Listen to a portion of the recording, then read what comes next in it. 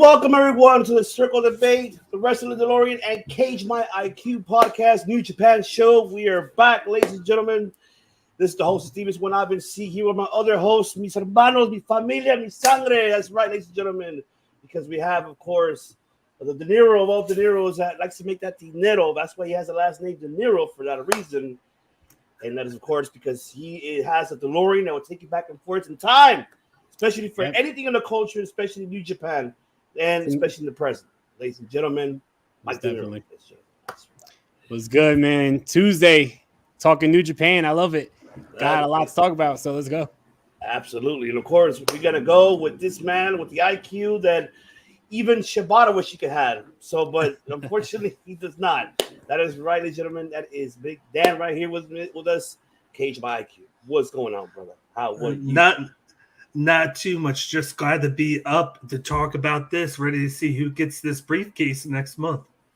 Absolutely. We are ready to rock and roll with this because, man, we are here, ladies and gentlemen, to talk about, of course, the G1 just happened this past week. This weekend, night 1 and night 2. And, of course, within the next few hours, we will be having night 3. But we're going to go ahead and talk about night 1 and 2. And once again, look at this incredible blocks that we have here, ladies and gentlemen. Jesus. And a lot of things happened in night 1, night 2. But before we get into it, into the details of these matches, so far, I'll be asking both of you guys. So I'll go with you, Dan. So far, have you been impressed for both nights as of yet? I have been. Of course, it starts a little bit light, but then as the nights go on, it gets stronger and stronger. I said it in weeks past. I like how they started off with some very tough matchups and how they are going to end with great matchups. So it's a nice way to kind of like box in the competition and get you watching from the start. And then, of course, the first week is free, so it gives you no excuses not to watch at the first week and get yourself caught up in the action. Absolutely, that is right. De Niro, what are your thoughts so far? Yeah, hell yeah, I totally agree, and I'm definitely impressed. And I'll tell you this right now, like, these wrestlers got to remember that this is a marathon and not a sprint, because so far these tournament matches have been bangers, and it's only night 1 and 2.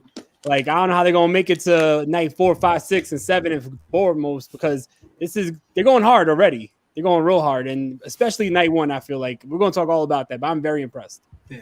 Oh man, absolutely. So we're gonna get into night 1, ladies and gentlemen. Oh man, night 1 overall. But let's recap night 1 as I'm go ahead and looking for the damn picture. That's what I'm looking for obviously for the pre-card, and not just the matches that just happened in the actual tournament, which will show very briefly, guys. As a matter of fact, what was the night 1 tournament. So let me go ahead and show that very briefly. And before we get into the pre-card, which I'm looking for that as well. And there you go. That is night 1, ladies and gentlemen, right there. And it was for free. So if you guys missed it, you better go back and watch it before it's over, because if not, that's it. I think it should be over by now. Or unless they're only allowing just night 1, night 2 to be shown only. But if you really want to watch New Japan, I highly recommend to subscribe to NewJapanWorld.com. It's only $8 a month. You can catch these incredible, fantastic events. But man, let's get into night 1. For sure. Like I say on the Wrestling DeLorean, night 1 was #super stacked. They made sure that card was stacked. But yeah, let's get into it. All right, so let's see. So I know that in night 1, so far we did had Tom Lollard making his debut against for Young Lion, Koji Uchida. So I'll take it to you, De Niro. We'll give us your thoughts of Tom Lollard's debut in New Japan. I'm so happy to see him in New Japan, especially in Japan. I've been a big Tom Lawler fan since he's been in the UFC. So I always like Tom Lawler, and I love the gimmick, the Team Filthy gimmick, the whole team. I love the whole taking off the denim to have denim underneath. And I think that he showed out, especially for his first time in Japan. And I love that finisher he has, the straight jacket choke into like the knee. Yeah. Really cool finisher, but definitely happy for Tom Lawler. He deserves it. Absolutely, absolutely. Big Dan, your thoughts of Tom Lawler? I like how they made it a point to let everybody know that he has a new finisher, because not everybody knows who he is in the New Japan audience. So they made it a point, even though you didn't know, that he had a new finisher. He has the personality. He has the flair. Just like he said, he does the little dance. He takes the pants off. I've seen him live before, and he does it, and it's great. I've loved how he's transitioned, and he's added a lot of that MMA style to his background. It was the perfect thing to have him go first match with one of the young lions, so you can get a little bit of a taste of who he is before he starts his New Japan journey in his first match. For sure. I also got a quick little fun fact. The first time Tom Lawler did anything in wrestling, he was still in the UFC, but he accompanied Red Dragon to the ring in Ring of Honor for the very first War of the Worlds, where Ring of Honor had their head-to-head show against New Japan Pro Wrestling. So now it's like full circle. He's back in New Japan. He's in what's called working with New Japan, when his first appearance in wrestling was with the New Japan show. So I think that this is awesome for him. Absolutely. I think it was. I think I know at first the crowd was very quiet though in the beginning, but then they got into it with Lollard more, and I was really happy for him. I know, of course, because of the whole cheering thing, which good news, by the way, which for Japan. September, they're going to be allowed to be cheering now. So now those masks will be coming off, and you'll be hearing the world cheering finally. And I'm really happy for Japan that they're going to get that opportunity back and actually enjoy the show instead of just clapping. Screaming your lungs out, and that's what I'm really happy for them. But overall, great, fantastic, debut for Tom Lawler, making his debut in Japan. And what I like is that that gimmick from Strong doesn't go away, and he still brings it to Japan, and I love it. It's amazing how Lawler. I cannot wait. I cannot wait to see him once he is up on his G1. And of course, we did have in another debut. We had Jonah and Bad Dude Tito as they faced another young lion, which is Ryohei Oiya and Toru Yano. Of course, Jonah and Bad Dude Tito with the upset. But I'll take it to you, Dan. Were you, the debut of Jonah and Bad Dude Tito? How were you impressed? I was very impressed with this matchup because they showcased how Yano was very scared of Jonah. He called it the scary bracket, where he was just afraid to be in the ring with him. He didn't want to look at him. He had the whole personality of "Don't touch me, don't touch me, don't touch me" in the beginning, and then every time Jonah would come in, he would kind of try and tag himself out and put his young lion in, and then he would go in when Tito was in, and it was pretty cool to see the New Japan Strong guys bring their friends in to tag with. Like, he brought in Tito, and then on the next one on day 2, we'll see that Lawler brought in Royce Isaac. So it's a very cool thing to see them do it. You get a little bit of taste of them, and then I like the little thing afterwards where Jonah basically said that he is the top guy, and he's going to win it all. Like, I actually went back and watched all of the conference. Well, individually, each guy's promos during it, and that was his thing. He said that they haven't faced a guy like him. He's the top super heavyweight, and he's come to win it. So it was good to see him do a lot of the moves that he had, and it was very impressive for the first match. Absolutely. I agree. De Niro. Yeah, just like Dan said, I love the whole dynamic of Yano being scared of Jonah during this matchup. But definitely, it was also, just like I said about Tom Lawler, I've been a big fan of Jonah for a while. And even like pre his NXT days when he was going by Jonah Rock, I've been a really big fan of his. So like seeing him in this stage at New Japan finally, in Japan as well, it's a really big deal for me.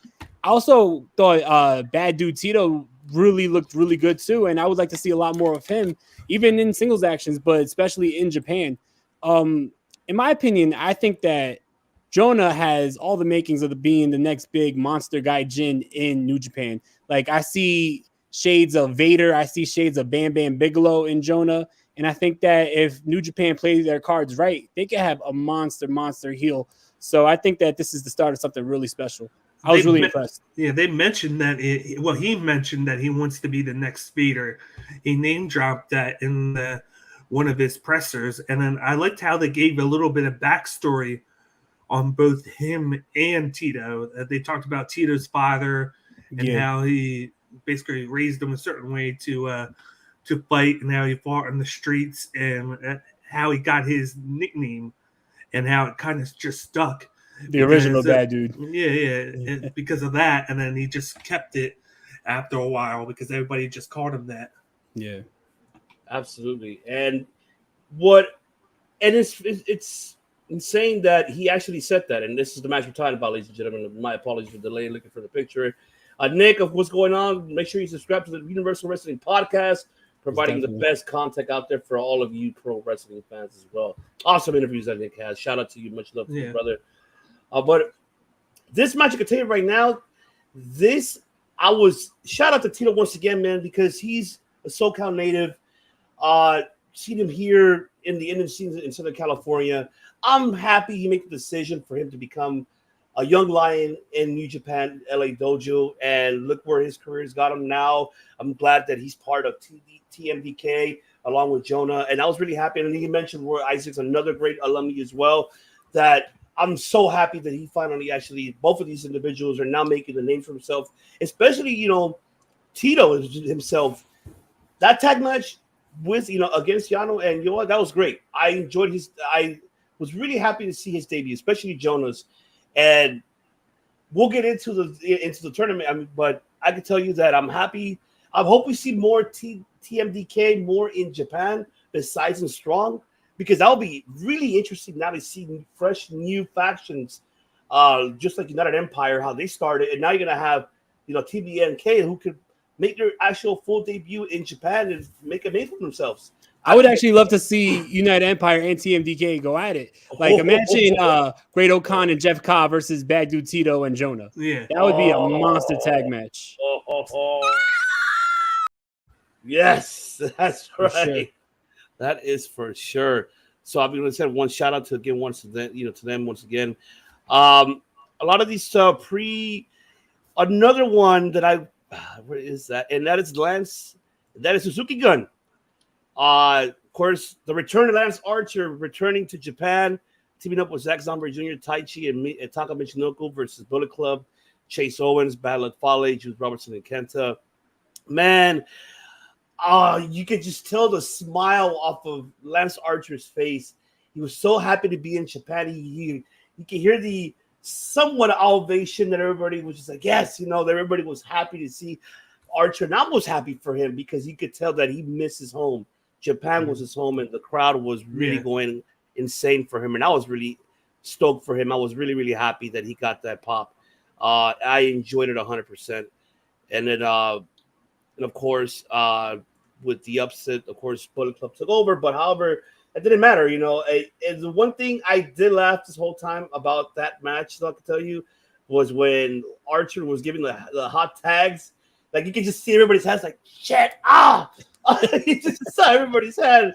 And man, it was just so hilarious. And then, of course, him and Battle of Fale, I cannot wait. That's going to be something I'm really intrigued to see in the tournament. But overall, man, it was a fantastic, great 8-man tag team. And also the return of Lance Archer. So I was really happy for him. So Big Dan, take us your thoughts about that one. I like how they came out to Lance Archer's theme song. I was expecting them to come out. Yeah, I expected them to come out to Tai Chi or Zack Sabre Jr.'s, and they came out to his. I was shocked. I was like, damn. Yeah. I was like, that they're making a statement here, putting it out there right away, because, like you said, he hasn't been back in Japan in, was it 3 years? Yeah. Maybe a little bit more. Yeah. Ever since they did that, I believe it was the G1. When Moxley was there, I think that was the last time he appeared, and then he did the match at Wrestle Kingdom with them, the no DQ rules match. But I liked how the first thing you see is they sized up the competition. You had Fale and Archer goes like this. He's like, "Yeah, I'm bigger than you." Yeah. He was like, "Watch out for me," and he shows his like just how tough he is. And then, of course, with Taka Michinoku being in the match, you knew that was done for a reason. They wanted to showcase Archer, but then they wanted to get Bullet Club to get the win. And I thought it was a great match. I thought it was a great opener for both sides. You had a couple of matchups in there, like Kenta, Zombre Jr. was on night 2. Then but I was surprised that they were kind of building up some of the later matchups that don't start until Wednesday or Thursday, and they were kind of focusing on that with these last couple, you would say, prelim matchups. And I like the match all in all. They really brought up Archer. It makes me think, is he going to have a great G1, or is it just them trying to showcase him, get people to remember who he is and to prop him up? But I liked it. Absolutely. De Niro, your thoughts? Yeah, I definitely like this match too. I also like the plethora of shit talk before the matchup between Lance Archer just talking mad shit. You had Sabre Jr. and Kenta talking shit to each other. So it was funny because you could see like they had like a lot of animosity and they were just like talking shit during the matchup, which I thought was very funny. But good matchup for sure. And like Dan said, I like how it played like a preview to what we're going to see in the tournament. Great to see Lance Archer back. Like I was always a big fan of his work in New Japan, especially with the Killer Elite Squad. So I think that's great to see him back. I think that squad, yes. Yeah, him and Davey Boy was definitely a great tag team. I missed that. Yeah, me too. They were a real like legit team. But yeah, Lance Archer looks happy, and I don't blame him. Like I'm sure he's happy in AEW. Like I don't want to start no like rumors or anything, but it just seems like he finally felt like he was back home and free to be himself. Because when he is on AEW, it's like every once in a while we don't see too much of Lance Archer, and it's a shame because he's a big monster who could be a top star in the main event scene. But we don't really see that too much. He gets his occasional world title shot, but it's like very few and far between. So great to see him, and great to see him happy here in New Japan. Absolutely. Yes, indeed. And right, Carl, I mean, you guys nailed it. It's the truth. I mean, the man is happy, and I'm happy for him. And then another one, how you guys mentioned about getting, setting up the pre-storyline especially for later on this evening or later on in their time in Japan, because obviously it's going to happen within the next couple hours for night 3 that will be happening very shortly.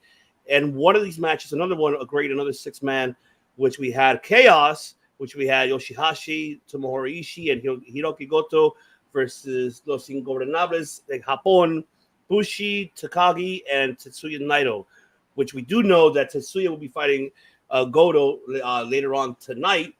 And so that set up another one right there. And I like the fact that, how Naito was like, hey, tranquilo. Oh, you look tired. You tired. Here, you want an ice bag. Like, literally offered him an ice bag after the match. And they lost the match, but, he offered him still. So, and I'm kind of happy that Goto's back in the mix, and I'm happy that they're building him up once again. And because it's been we said it here, weeks ago, it's been a long time since Goto haven't gotten his moment to shine again. And I'm hoping with this match that it delivers for, Naito and Goto. So I'm looking forward to seeing it. But this match wasn't, it was very, very okay, very short, but it was overall entertaining. I could put it more that way, but it's a build-up between Goto and Naito, so which I did enjoy to see. So take it to you, Big Dan, your thoughts about that 6-man tag match. I liked it, and I like the point how, I think they're going to be doing that a lot this whole tournament. They made the point to say that this could be Naito's last chance to make the main event of Wrestle Kingdom. There's been talks he might retire, and it could happen. But I think maybe it's just them trying to do what they did a couple of years ago with Tanahashi, where it's like, what is he going to do? He's getting up there in age. He might not have this another chance to main event. So they're trying to milk everything they can out of the character, because a lot of people like Naito. It's kind of gone under the radar for the last few months about being one of the favorites to win. I took the match. I thought it did what it needed to do. The main focus was Goto and Naito, because Shingo Wind up wrestling night 2 against, of course, Rockhard.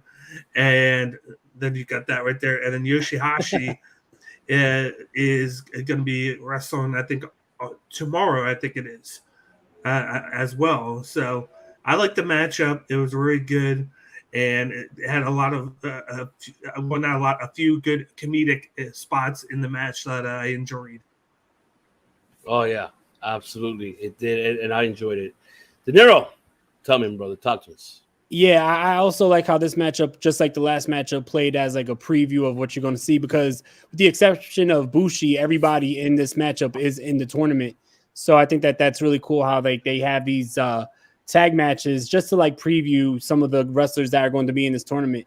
Only thing is, I understand why it was short. You don't want to go too like balls out on a tag match that's not a tournament matchup and then risk one of these guys getting injured. So I can understand why it was short. I definitely like the subtle hints of comedy. Naito's great for that. Those subtle comedy spots. He's like not a comedy wrestler, but he'll throw in just enough, and it's really cool to see. It's refreshing. As for like them saying Naito is like, getting up there, is this going to be his last shot? I like how they're adding that like extra narrative and that extra little story and drama to the tournament, because it's those little narratives that is going to keep this tournament like interesting as they build going forward. So I think that's definitely really cool. So yeah, it was a good matchup for what it was. And like you said, Ivan, I think that it's really nice to see them building back up Hiroki Goto, because I've been a fan for years, and I think that he's always been a guy who is, he's a great hand. They put him in the main event when they need to, and they know that he's reliable. So it's cool that they're building him back up. Oh, man, indeed. I can't wait, man. I'm looking. And if it is Naito's last chance, I mean, it's going to get the crowd more involved, especially. And because there's, even myself being a Naito fan myself, I mean, I will be hurt to see him, not making it far. I love all, everybody from listening over to Nablus. But I mean, if it can't be his time, then it is what it is. I mean, he already had his moment. He had a fantastic career overall. If he's retired, if he could just be like a manager, a party ahead booker for Gato, so that'll be good for him. I don't mind that for Naito, but we'll just see what the future holds for him. And I'm hoping, because he has been taking bad shots, you could tell that his knees are not the same. Man, he's taken a lot of punishment, throughout his career. So this could be maybe his last chance. How Kevin Kelly was saying, well, you never know. That's something that we would not know. But yes, now it is time to get into the G1. So Arnold, let them know. It's showtime. That's right. It's showtime for G1 tournament, baby. And that's right. The first match that is going to be, of course, Tanahashi versus Aaron Hanary. And it shocked the world, ladies and gentlemen, because it shocked me, and it shocked everyone. I couldn't believe it. I was What? And I know the whole crowd was. Hey, yo, what the fuck? Exactly, because Hanaro picked up the win, a big win for his career, a huge upset, defeating Tanahashi in the first round. And I was really amazed that, I'll go right quick, thoughts about this match. Aaron did impress me because Tanahashi did sold for him a lot. He did do that. And he put him over. He literally put Aaron over, and surprisingly, especially I kind of cringe. I don't know if you guys did when Tanahashi went for the frog splash, those knees that Aaron put up, like, they look bad. I was just like, oh my god.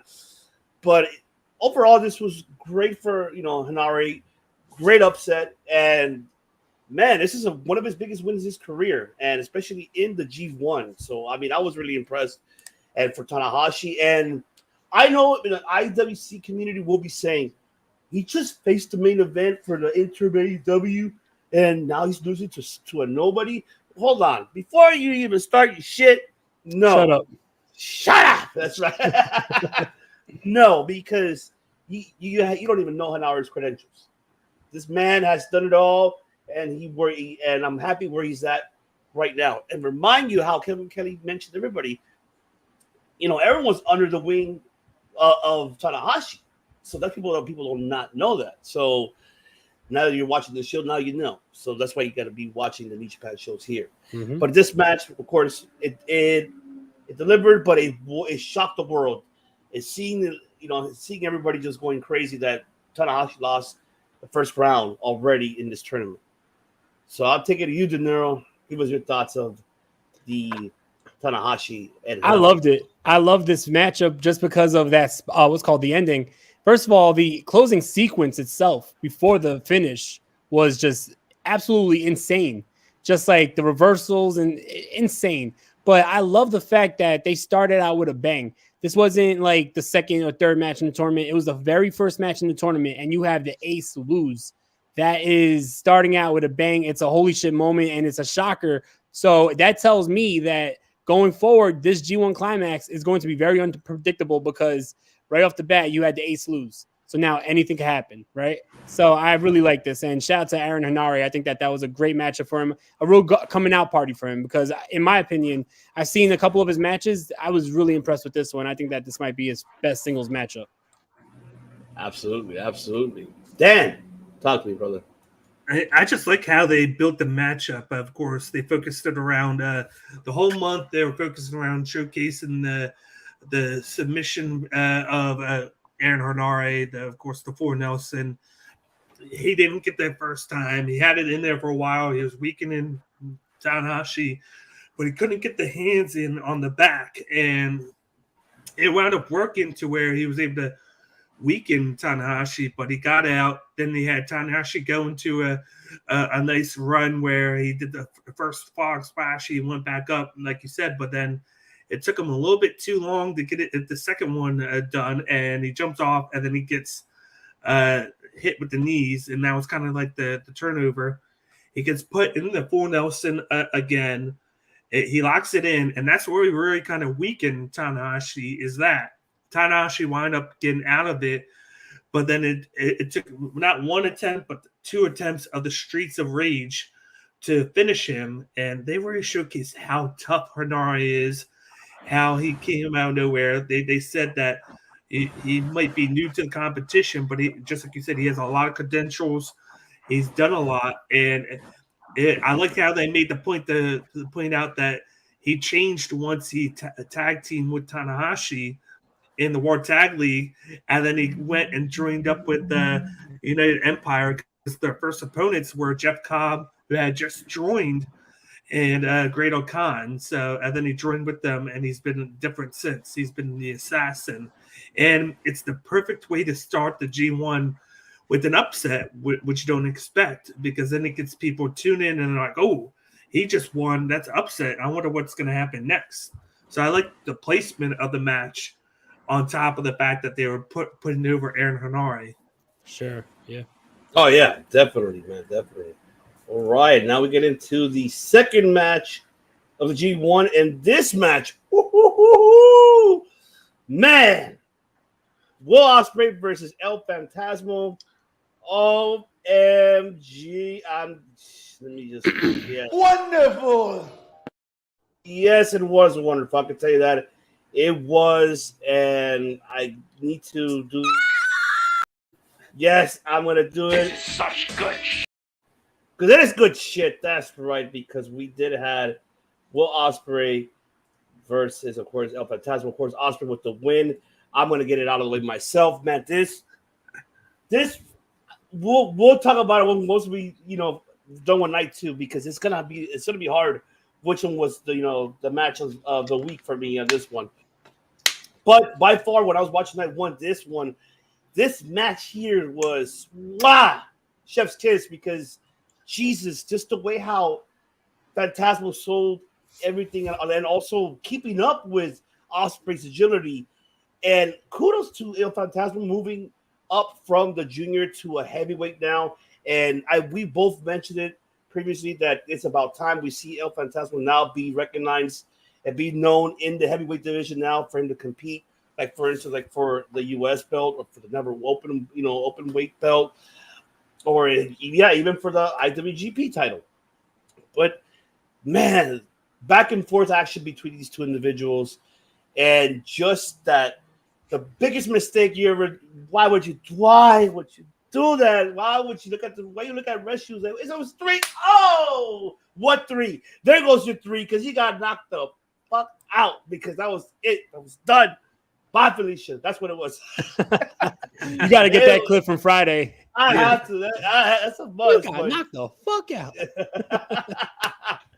But man, this overall was a great, fantastic, phenomenal match. It could be, no pun intended, AJ Styles, but this was the match of the night for me for sure because seeing, the performance of Phantasmo proves to me that he is definitely ready to step up his game and no longer be a mid-carder. He could be a main eventer with this match that he just delivered with Will Ospreay. He's up there. It is, and I'm glad that we're seeing the future of what's coming in that heavyweight division in New Japan because it's out with the old and in with the new. So we're going to see that especially from these two individuals because Ospreay is still young. He's not even 30 yet. So he still has, can still go as well as Phantasmo. So kudos to both of these two guys. They put a hell of a performance. I give it, FTR 7 stars or even 10 stars, 10 beers. Actually, I don't want to talk about stars. Fuck Belcher. But yes, I just, 12 beers, a 12 pack. I give it them maybe a little bit more. But I really enjoyed it. Such good shit. Yes. All right, Big Dan, take it away. Talk about coming in hot with this match. They start off right away. Ospreay attacked him right with I believe it was the leg drop right away, like just right at him, got him right away. He shot out of a cannon with how he started with the quick moves. He had 3 or 4 moves before El Phantasmo even knew what was going on. And this was definitely a match of spurts here and what happened. But I think the one big spot that made the difference in the match was when El Phantasmo went up and he went to do the frog splash and Ospreay moved over, but then he tried to do it anyway and he was too far away and he missed. I think that was kind of like the difference maker in the match because both these guys went hard there. They wanted to showcase that Ospreay was the bigger guy, the stronger guy, but they wanted to make sure that they got the Phantasmo's parts into it, and they wanted to showcase how cocky he was, how the comments he was making pre-match, like he was making fun of Ospreay, but then Ospreay was getting at him at every point that he could. And I thought El Phantasmo could have won, and that would have made me go just crazy. I would have ran out my front door if it would have started with Phantasmo and Hanary both winning. I would have just ran out and been like, okay, I'm done. I'm like, yes, you would have. But it was nice to see them make it a close matchup towards the end, and then Ospreay picked up the victory. I still think that we're going to get a lot more good matches. I think El Phantasmo is going to be the guy, kind of like Yoshihashi last year, where he's not going to win, but he's going to have the best matches in the G1. You're going to look at him and be like, damn, this guy balled out, and he made sure that his opponents looked good in every matchup. But then I think he's going to come close to winning the block, but he won't win it. And it's going to come down to this matchup. That's going to be the difference maker. Absolutely. Yes, it is, man. De Niro, the floor is yours, my brother. Man, I love this matchup so much. This matchup was amazing. I love how, like Dan said, you had Will Ospreay just like shot out of cannon. Like as soon as the match starts, he just jump starts the match and he's just hitting move after move after move. That's real like old school Ospreay, the more high flying Will Ospreay we got to see in this matchup, which is cool. But ELP, he stood his ground and he was able to hold his own, which was great to see because I knew that this was going to be a more like high flying matchup.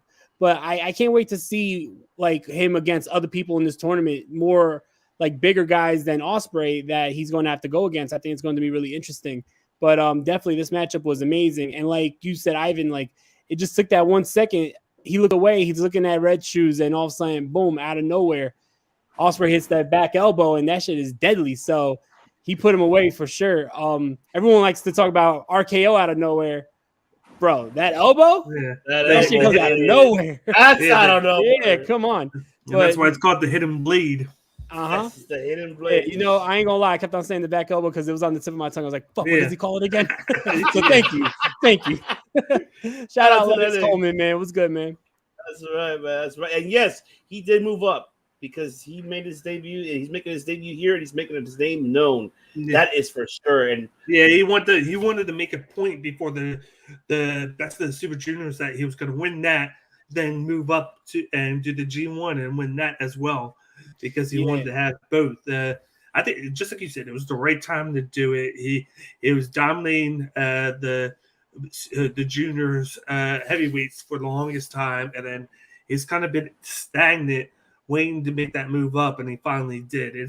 Which is great, because now we're going to get that fresh new talent in the junior heavyweight division. Yeah, Absolutely. And also the thing is with ELP, he brings a lot of personality also to that heavyweight division. A lot of like his mannerisms and like his movements remind me a lot of Nakamura. And I think that the heavyweight division is missing like that Nakamura style wrestler. So I think that's going to be really cool to see El Phantasmo mix it up in that heavyweight division. I hope it's not just for the G1. He strikes me as a wrestler who could like constantly be floating in between both divisions, but I would like to see him go up like to the heavyweight division for like the foreseeable future, just because he's done everything that needs to be done in the junior heavyweight division. So I like to see more fresh matchups for him. Indeed. Absolutely. Yes, indeed. All right. And then we move on to the next card of this G1, the next matchup, the first round tournament. We did have Sonata versus Jay White. No! I'm gonna play it because why? They took up 130, man. Sonata. Yo, that was great how Jay White was doing that the whole match. Oh, yeah, the whole baby carrying son. No, I liked how he was like, hold the ropes for me, hold the ropes. So Sonata goes outside, does the bottom rope. Does the bottom rope. He's like, no. He was like, I want the middle rope. He was like, okay. He was like, here you go. And then he lets him in, and then he goes to hit him. Oh, that was great. It was a very small economy because with Sonata, you don't get those facial expressions from him, but it's just the little things that between the two of them that made it great. It made me laugh. Yeah. There was a point in the matchup where Jay White hit a big move and the crowd started clapping, and Jay White said, if you're not going to say anything, then shut the fuck up. Yeah. Jay White's comedy gold too. Like, another one. Yes, man. Oh, man. This is Jay White's era for sure, man. And he means it. This is a bold statement, but this match, I'll go ahead and digress it very brief. I was really sad, of course. Jay White dominated the whole match, honestly. He really dominated until almost towards the end. It was Sonata with the comeback, and it was really exciteful because, had him at the Dragon Sleeper and had the opportunity. I was just like, come on, yes, come on. I was crazy like, yes, we need this win. The biggest upset of your career, beating the IWGP World Champion. But no, it did not happen, of course. Typical Jay White. There you go. It's Jay White's era, so of course he won. And so at the end, Gato. Damn Gato. Exactly, that's how I felt, man. But overall, honestly, the way how this match, Sonata did really took a lot of punishment. And just the way how he sold, I guess I could say, to Jay White. Honestly, I don't remember seeing Sonata this, being defeated this way and the dominance that he was, that Jay White, gave to Sonata. I haven't seen Sonata be in those type of situations in quite some time. I mean, the only one I could really say, actually, could be Evil probably, but just only for a short period of time during their match. But this match was most of the entire matchup that White took over the majority of time, and barely see any momentum back from Sonata. But it's Jay White, so it is what it is. Yep. So Big Dan, take it away, my brother. And of course, me and you are Sonata fans, so we were hoping that maybe he would pick up the victory, but. You got to put it on, of course, Jay White. You got to put it on the Ayatollah Rock and Roll, the guy that single-handedly sold out MSG in the United Center, the champ, the leader. How much did he pay you to say that? That's undisclosed. I can't talk about that. Oh man! Shout out to Joe from the ring, man. What's good, Joe? What's going on? Thanks for tuning in. But it had a very good pace in the match. Of course, Jay White was the one that kind of dictated everything.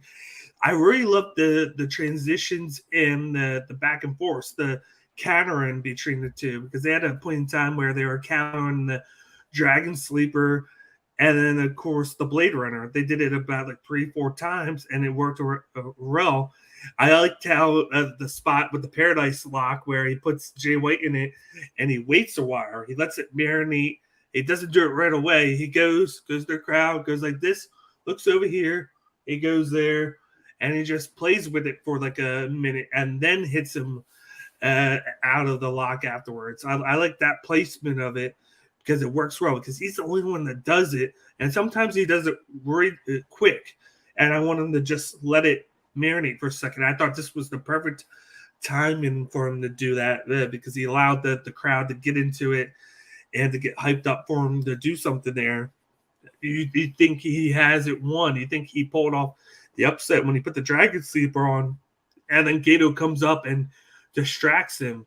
Maybe he could have just not paid attention to it, and he could have just tried to get the tap out, but he breaks up just enough time to look at him, and it gives Jay White enough time to get out and then to wind up getting the victory not shortly afterwards. I still think Sonata can come back, but I think, to me, like prediction-wise, I think I'm going to go with I think this, to me, goes with what I was thinking later on with my pick, and it's a guy that's not even in this matchup. So, and we're going to talk about that in night 2 on the prelims of why I feel that way. But I like the match. It was definitely more so Jay White's match, but I think it was a good foreteller of the future. Absolutely. De Niro, take it away, my brother. I couldn't agree more. Honestly, this was a great matchup. Jay White looked like $1 million in there, and I love like just the cocky persona that he had, just like, you know, making his presence known. But yeah, I think that it's logical that Sonata loses this matchup though, and I still got Sonata for the whole tournament. Like that's my pick to win it this year. But I think that it's logical for him to lose this matchup because Sonata came back just recently. He had a handful of matches, but Jay White is like on top of his game. Like we saw what he did at Dominion. We saw what he did at Forbidden Door. He's on top of his game right now. So I think that having somebody who just came back going against the top guy, the champion, it's no shame if he loses. But I think that if they build a storyline where Sonata has to work his way back and, you know, has to make the comeback to win the tournament, I think it would be cool. But I think that especially in this matchup, we saw a lot of great chemistry, a lot of great spots, but I don't think that they gave us too much because, in my opinion, Sonata's going to win the whole thing, and this is going to be the main event of Wrestle Kingdom, so they're saving a lot for it for the big show. So I definitely think that we'll be seeing this matchup again down the line. Maybe you're right. We might see that. We might definitely see that. You never know. All right, and the main event for the night 1 of the G1, ladies and gentlemen, and that is going to be, of course, the Rainmaker, Okada versus Jeff Cobb in the first round. Man, talk about heavyweights, because we did say on this block, which I'll show again what block is we were speaking about, and that is definitely block A. These are heavyweights, the big boy block in block A, ladies and gentlemen, once again. But this match overall, it really delivered. Like, oh, that's right. That's a very good point. There you go, De Niro. Very, very good point. Thank you, man. Yes. But this match over here, ladies and gentlemen, the main event for night 1 was I'll digress very briefly. It's like your old school WWF type of style for me, because he had 2 monsters of heavyweights. And mind you that Okada, he's just only by his height. We're not speaking about his strength or, his size, his physicality. But, man, he took a lot of damage from Jeff Cobb. And, kudos to Okada and Cobb for putting a hell of a performance in the main event. You could tell the struggles that, Okada had in the beginning. And honestly, I thought it was going to be a submission because, Okada getting that lock in. I was like, okay, he's going to probably use his lock to end this match, but he didn't. And I was shockingly surprised he got him up at least, for the the tornado tombstone, and at least with the other whatever the other highlight moves that he does. But I was really shocked, and it did look for a moment that Okada looked like he was hurting. Like he looked like he was somehow during the match he looked like he was badly injured, but you could tell that I could tell that Jeff Cobb was gassed out like towards the end. I don't know if you guys noticed his facial expressions. I was like, oh my god, he's taking a toll, and this match did deliver. It was he was breathing pretty heavy. Yeah, he was breathing really, really heavy. But overall, Okada with the upset with the Rainmaker. But look how long it took him to do the Rainmaker. But one thing I'm glad that Okada's showing to obviously the New Japan fans and to us, the American fans, that how much of it took this long to beat Jeff Cobb. That means Jeff Cobb, he regardless of this loss in the tournament, but it still puts him over as a professional wrestler, because the way how this match, how it told the story, that's a story right there. A battle of the giants. And you're a tall, skinny guy fighting a big heavyweight. You're trying to find out how to take this guy down, and you did. So kudos to both of these individuals for putting another just extraordinary matchup here. So, man, I'll take it, you, De Niro. Take it away with this main event for night one. Yeah, man, this matchup was phenomenal. And there was a lot of points in this matchup where I thought it was going to be a clean sweep for United Empire, because I thought Jeff Cobb was going to take it at some points because he was definitely dominating Okada. I think that, like you said, it was a good analogy to say that this was kind of like the WWE style matchup where you have like the baby face fighting the bigger heel. This reminded me of like Undertaker versus like Vader back in like 96, 97. Like you have like the bigger guy. Taker's a big man himself. Taker in there with anybody else, he's the big man. But against the bigger guy, he's the small guy. So, Okada gave up a lot of size to Jeff Cobb, but he had to work a different style trying to bring Jeff Cobb down the sides. So I like that whole, story and psychology in the ring of trying to break him down to sides and, take down the tree basically. But I think that this matchup was very good. Okada hitting that tornado tombstone on Jeff Cobb was really impressive, because Jeff Cobb is like 320 maybe, and Okada getting him up and then hitting that was really impressive. But definitely, for sure, great matchup. These two have great chemistry. Their Grand Slam matchup was great. This matchup was really good. I think that, honestly, I wouldn't be surprised if we see this as a feud going down in the future.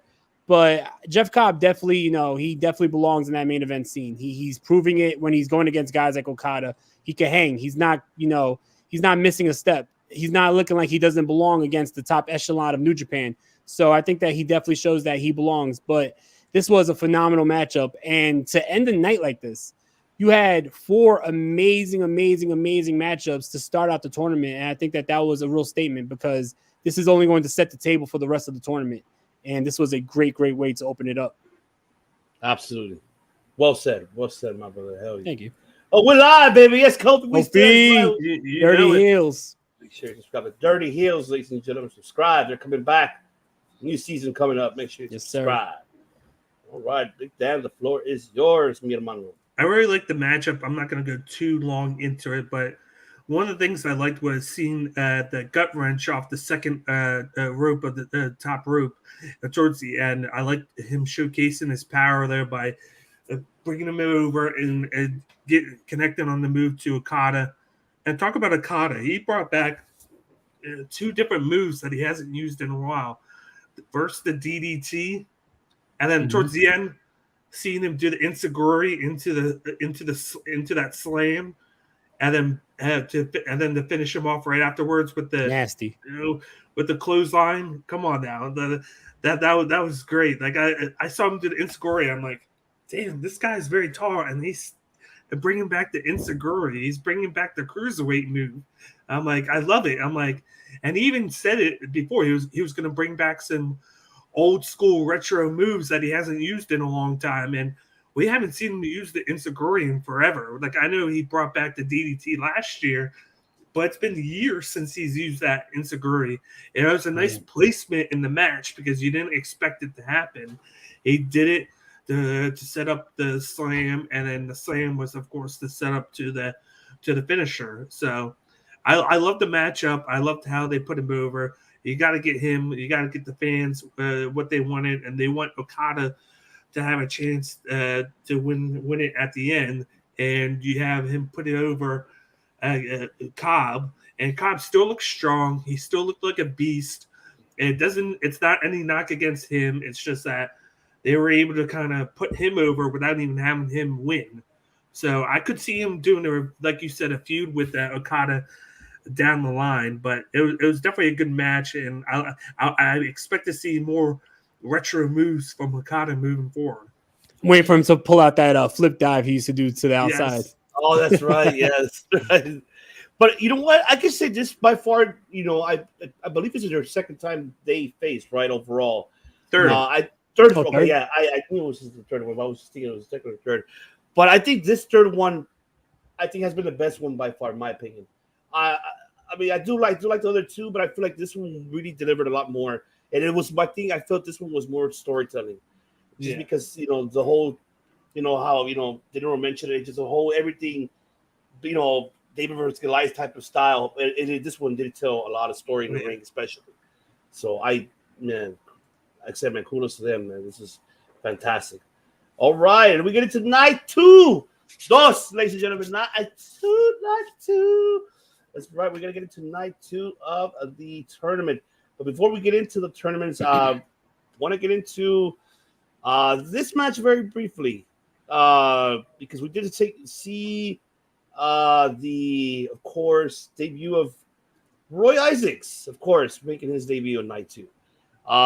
Teaming up with, with Tom Lollard versus, of course, David Finlay and Yoshi-Hashi, which strange partnership there, but hey, I didn't mind. But I want to go ahead and ask you, Dan, what were your thoughts of Roy Isaacs' performance making his debut in Japan? Well, first, I second that. How it was a weird matchup. You had two guys in the same bracket on the same team there, but which they did say you might see more of that moving forward. So I'm not surprised, and I like the ending where they were kind of drawing at each other, even though they just won. They were just like, yeah, this, yeah, that, but then they kind of fist pumped at the end. So it was like, okay. But I liked what Roy Isaacs did. He's just like Tom Lollard, Team Filthy. He has that flair. He has the energy. They came in dancing right away, showcased everything. I want to see him a little bit more moving forward. I've seen him in the past. He used to tag team with Thomas Lattimore and NWA, and now he's in the West Coast Wrecking Crew. And I think he's on his highest now, being in New Japan. He can do a little bit more creatively than he has in the past. And him being the guy that Tom Lollard picked, a lot of people thought maybe Tom Lollard was going to take somebody else, but I think he picked the perfect guy to bring there because he's a little bit small. He's not a huge guy, and you want him whoever he brought to work well with the guys that he's in the block with. So I like the matchup. I thought they did well working with, of course, Hoshi and Finlay, and I dug the match. Awesome.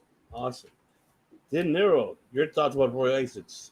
Yeah, I mean, he's definitely impressive. I think that he's a good star. I honestly really like the fact that New Japan is showing that New Japan Strong is not just something different, that they do in the United States. It's their own thing. They're showing that it does play a role with New Japan here in Japan as well. So I think that it's really cool to see, having the New Japan Strong stars come to Japan and showing out, because it's like, you don't want it to seem like its own little entity that has no correlation with the actual New Japan show. So I think that that's really cool. So seeing him, seeing Royce Isaacs, seeing especially guys like Jonah and Filthy Tom in the tournament, seeing Bad Dude Tito, that's really awesome to show that, Strong does matter in the grand scheme of what New Japan has got going on.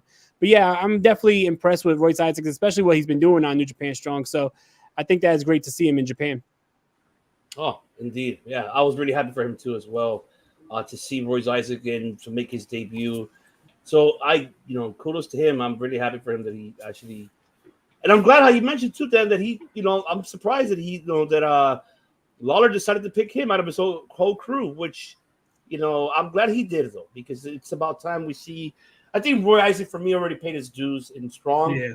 and I think it's about that damn time for him to show his showcase of what he could do in the ring in Japan in front of a New Japan crowd. So I'm definitely happy for that.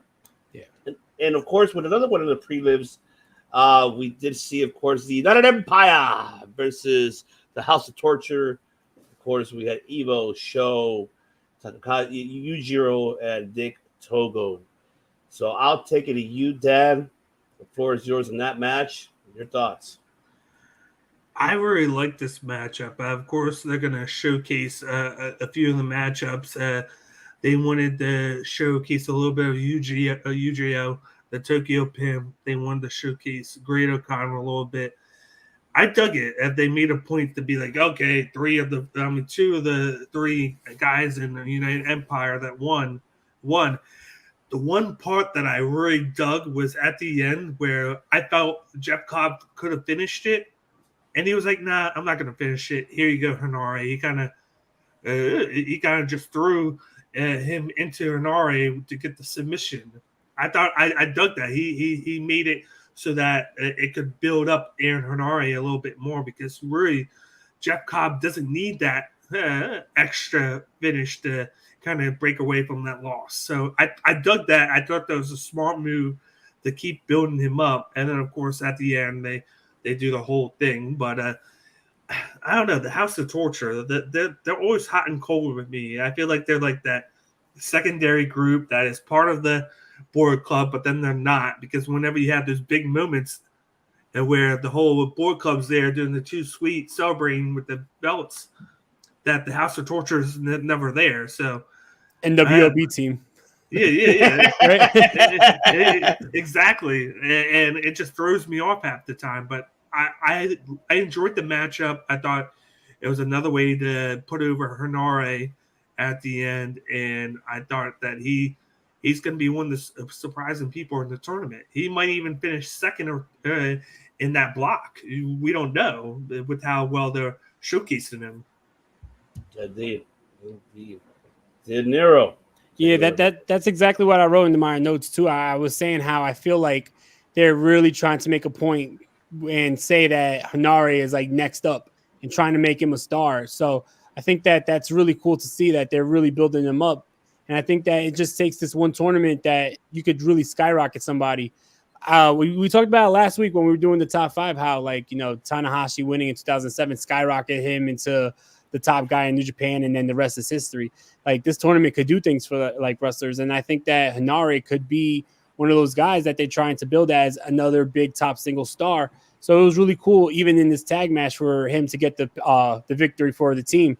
I also like, just like I said about the prelims from the night before, I like how a lot of this before the tournament matches, a lot of these tag matches are here to showcase, a little samples of what we're going to be seeing in the tournament. So definitely like that. And just like Dan said, when it comes to House of Torture, I do like them as a team. I just think that they would be better if they were their own entity and not associated with the Bullet Club, be their own faction.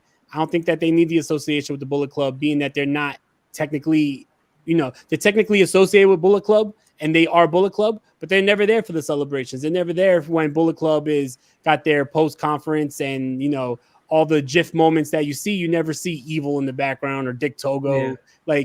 So why not just make it their own entity, kind of like, the Elite was in a couple years ago when they broke off from Bullet Club. I think it would do them a lot more better than just being the background guys for the Bullet Club. Let me ask you guys this question. Now that you mentioned that, who would you add as a fourth member? If you look at the Strong roster and look at this roster now that is not even in a group, or could say maybe leave a group and go to them, who would you put as a fourth member for the House of Torture? Alex Coughlin. Coughlin, really? Okay, that's a good pick. Ooh. I think just because he would bring straight, wrestling, and he'll bring a different side to the House of Torture. I think that he would make that work, especially with his new gimmick with like the android gimmick. I think it would fit in. I might take Amora from now that he's over in New Japan Strong on Excursion. You have him finish there, have him come back here and just change his personality. He has that drive. He comes out right away, guns blazing. Have him get tutored by Evil and add a little bit to kind of pull from the dark side, and you could have a very good character with him. It's a tough one for me. Who can I put in this one? Just because I want him to make a name for himself, and I think he can be very sadistic. And I feel they do need someone like a Gaijin in their faction. I will pick Clark Connors. I think putting him, I know it'll be weird, but something tells me he could really turn out to be a heel first his career, and then he can become a face throughout his career. Yeah. I feel that he needs a heel run because I love his work. Seen him since day one. As a face in New Japan, in Strong and New Japan, it's scary. It's a gamble because there could be chances that it won't not go very well. Yeah. So I'd rather have him just act like let's say he's gonna go and save someone right from chaos, and then next thing you know, he turns his back on them, and then there you go, joins the House of Torture. Where put a little black eyeliner on him. Yes. Imagine. I just thought of one. Imagine if they have a guy come back. We haven't seen him in over 6 to 8 months because he took time away. He literally just graduated a month before from being a young lion. What if they have a returning Gabriel Kidd come back and come back heel? Because he's still in New Japan. He just needed to take time away for his health. And they said he was coming back. They just haven't really given us an update. That would be a perfect time for him to rush in out of nowhere, act like he's going to save somebody, and then be like, yeah, forget this, and then turn heel. Yeah. Be like, I could have helped them, but what would it do for my career? Let me go with these guys and skyrocket myself. It's a great candidate. Yeah. Absolutely. I want to jump on this one before we jump to the main prelude. I mean, we know this is the main prelude, but I want to say this one for last because there were some hints that both of you guys said. I think it was more you, De Niro, when we did our predictions, but I want to talk about this one very quickly. There's not much really to talk about at this one. I mean, we know, of course, it's just a build-up for Goto and also for Sonata as he's going to be going on and versus Okada. And not only that, but also the weird part about this situation here, you have Tanahashi who's teaming up with someone in the same block as Goto and Naito, which Naito will be facing both of these individuals. And it's crazy how I don't know how Gato's doing his booking his this weird 6-man and partners to each other, but I kind of enjoy it because it gives you a mystery. Are you gonna turn your back on me or you're not? Type of situation. Yeah. But I really enjoy this. Of course, Tanahashi with the upset for the team, but we already could see just words. How we mentioned earlier. How they're building up these stories for the blocks, and I like that they're making the blocks be more intriguing for us fans. I've seen. So whoever is Gato really booking this idea? Great booking. Honestly, it's great booking because you're giving us more of a reason why to tune into these block tournaments now, and not only that, but hyping the block itself. So I got to give it for Gato for doing a fantastic job with that. So I'll take it back to you, Dan. Your thoughts about this matchup here? It's just like I said with the Yoshihashi Finley pairing, and they got the win. They got the win, but they kind of were in the same block, so they were kind of bickering back and forth towards the end, and being like, "Yeah, I'm gonna win." Oh no, I'm gonna win. I thought they had to do a little bit of this and that. Just like you said, there wasn't too much to it.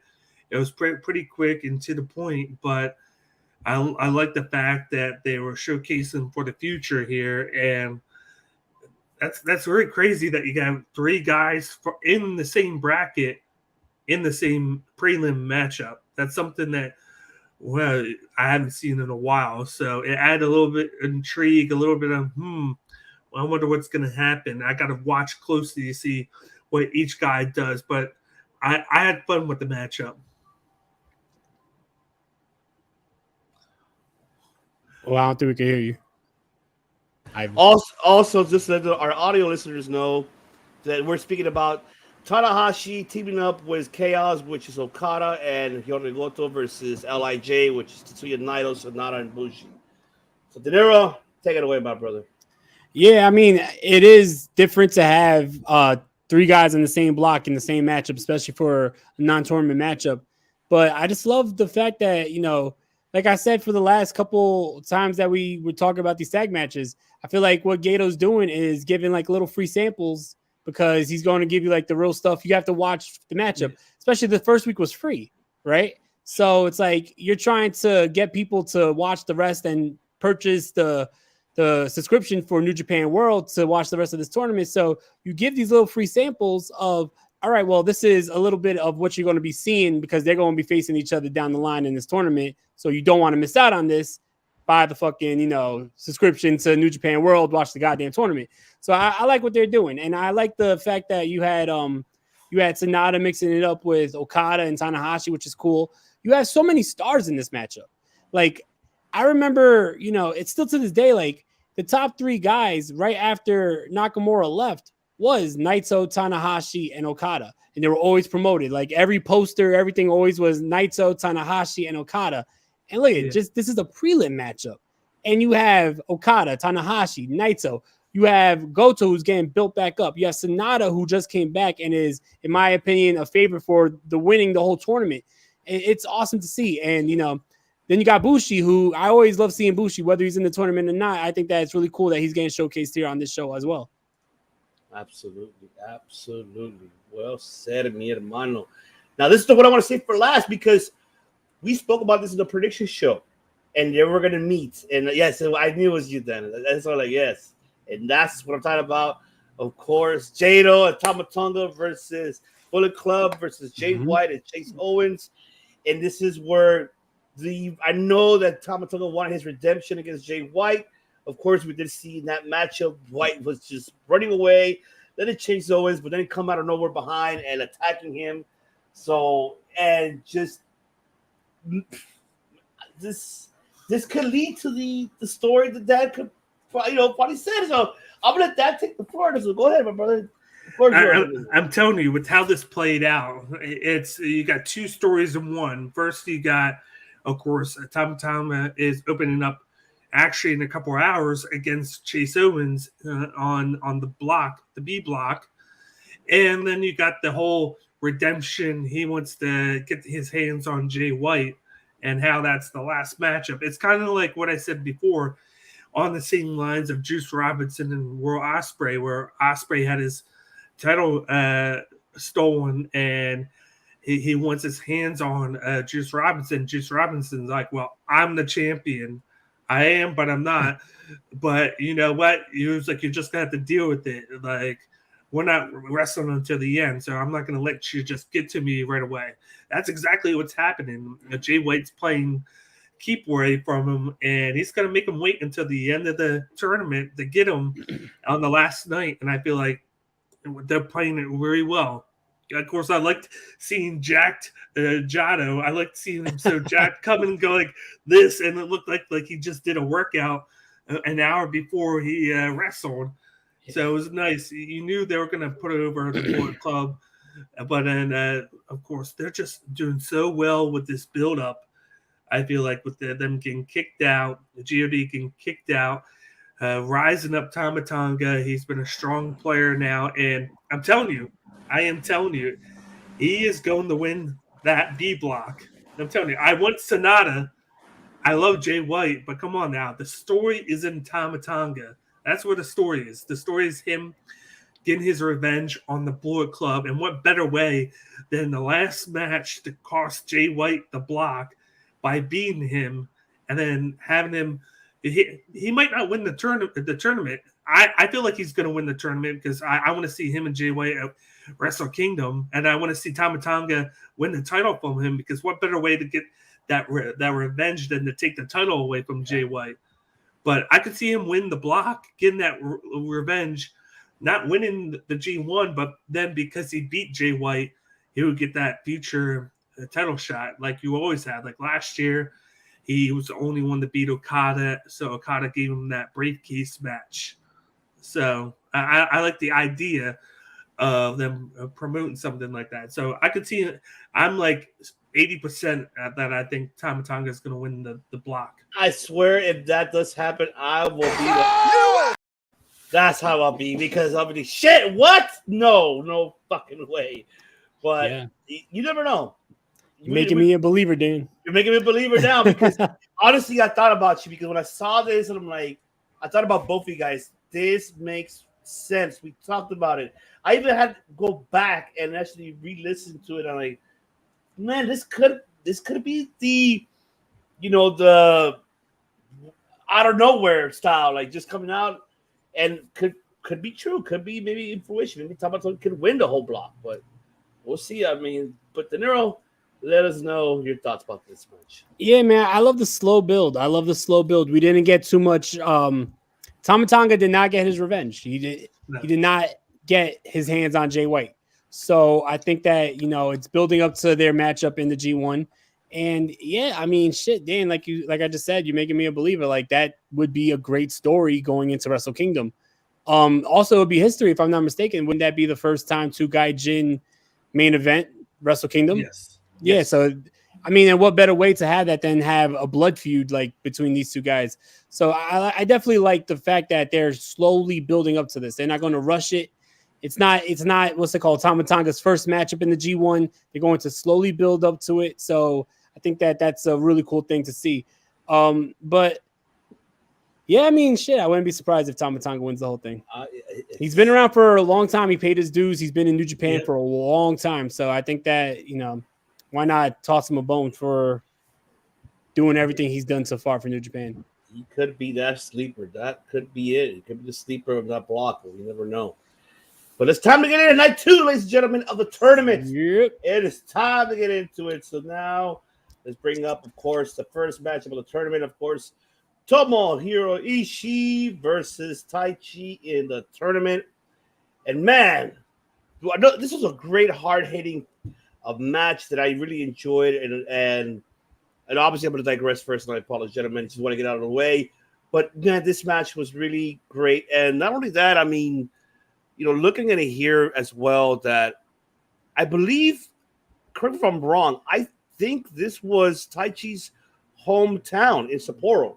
And I think him getting this win really, it means a lot. It really, really means, him getting the upset. But another thing I wanted to mention too, I was really just happy to see Miho Abe. Oh, Miho Abe, we finally get to see her back. I haven't seen her for quite some time, but I'm glad she's back. And I don't give a shit what anybody says, man. Taichi's character is really underrated. It's just it's supposed to be that sadistic type of opera style, like kind of, it's a mixture of just, the Phantom of the Opera to the Hunchback type of style, but it's just very unique. And I gotta give it to Taichi for still continuing with that character through so many years he's been having it. But man, kudos to Taichi for this upset that honestly a lot of people thought as well that it was going to be Ishii winning the first round, but no. I think both of them did a fantastic job. And Taichi is, like how I've been mentioning, Taichi's a sleeper as well. I said in the prediction show too. Taichi is a sleeper on this, and I'm hoping that this is him winning this one in the first round. He makes a name for himself, and I'm looking forward to see the next upcoming match he's going to have. But I enjoyed it. I really enjoyed him, with Miho Abe, her back as well. So I'll take it to you, Dan. Your thoughts about this? There was so many elbows thrown during this matchup. Just the elbow to the face, I counted over 10 to 15 elbows thrown, and I thought that kind of dictated the matchup. It was very hard hitting. Taichi made the point that this is like the first.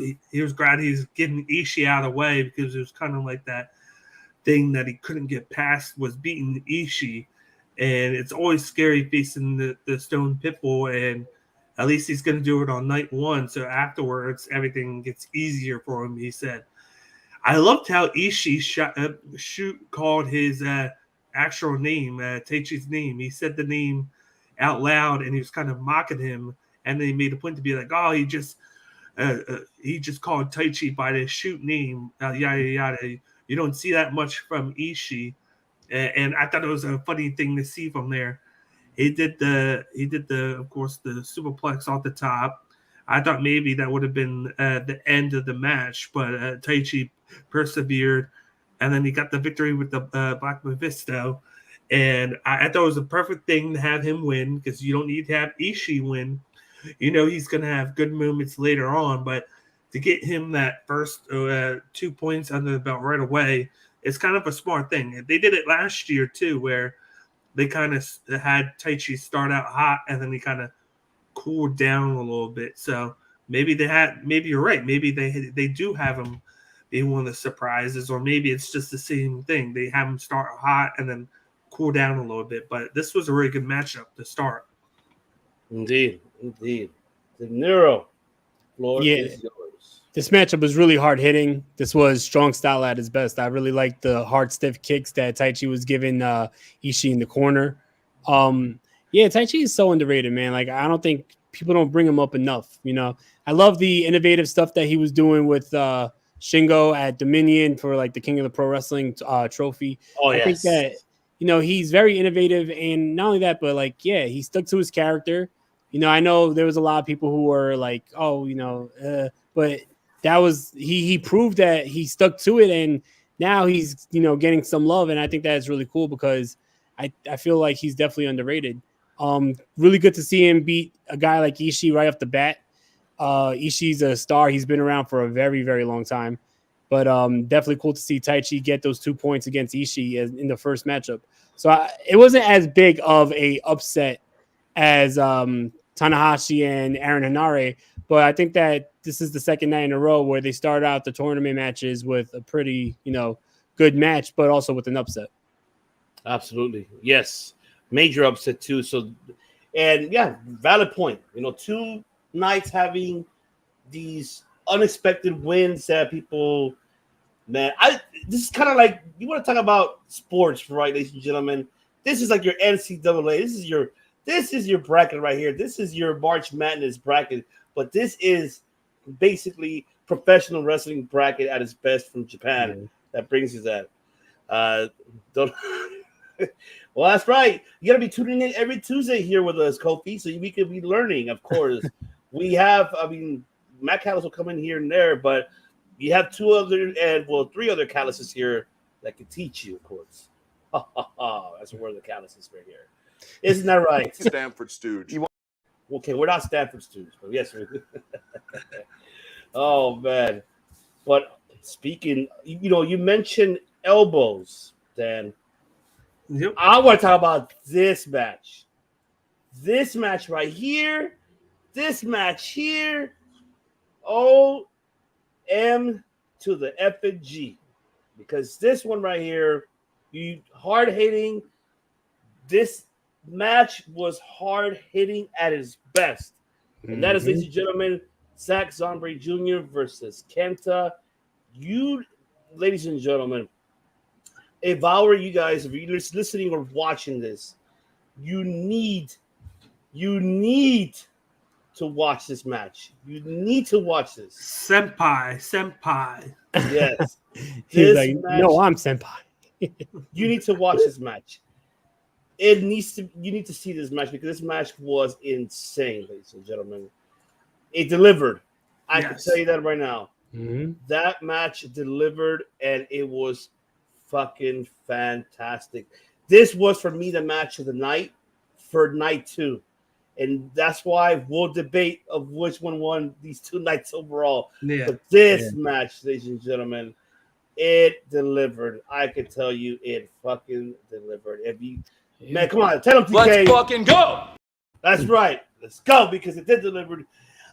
Just the technician of Zombre against Kenta, who is a hard striker, and they were striking the living shit out of each other. Open wrist hand slaps.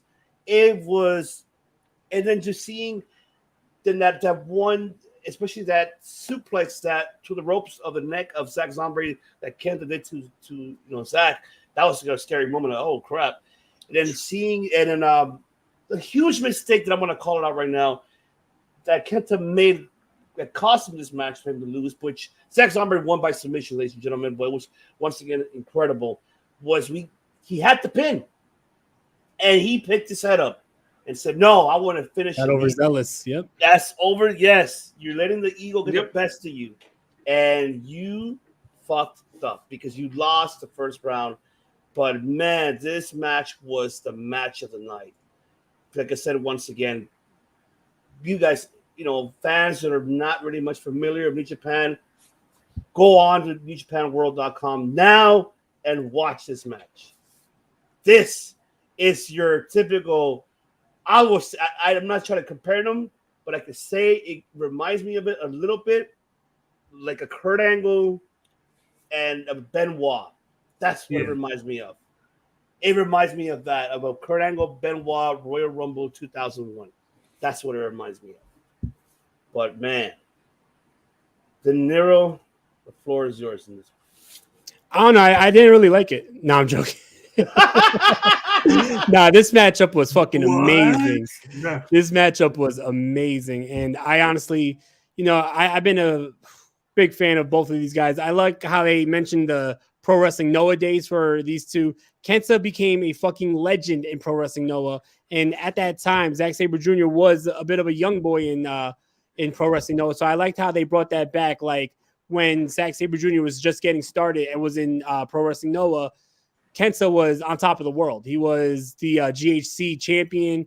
So he was having classics with Takashi Morishima and Kenta Kobashi. And you had these at that time, though, you had Zack Sabre Jr. on the rise. So now you got the student in there with the teacher. And I just love the psychology of the matchup and just had everything. It had the story, it had the chemistry, hard hitting, technical wrestling, and just like the shit talk in between. It was just a great fucking matchup, man. And I love the fact that they played off the story that Kenta got overzealous. He had the matchup won when he hit that second Bushido knee. He had the matchup won, and then he picked the head up.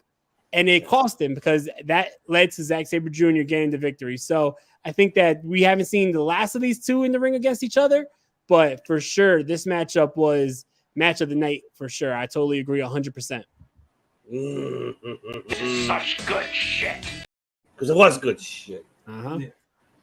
Big Dan, the floor is yours. Talk about matchup. At first, they come out, they're talking shit on each other, just like I said, senpai, and they're like, I am your superior. No, I'm your superior. And they went at it right away. I liked how they were both attacking each other in the sense where they would sit down and they'd be like, kick me in the back, let's go. And then first Kenta would go and he really damaged Zack Sabre Jr. with it.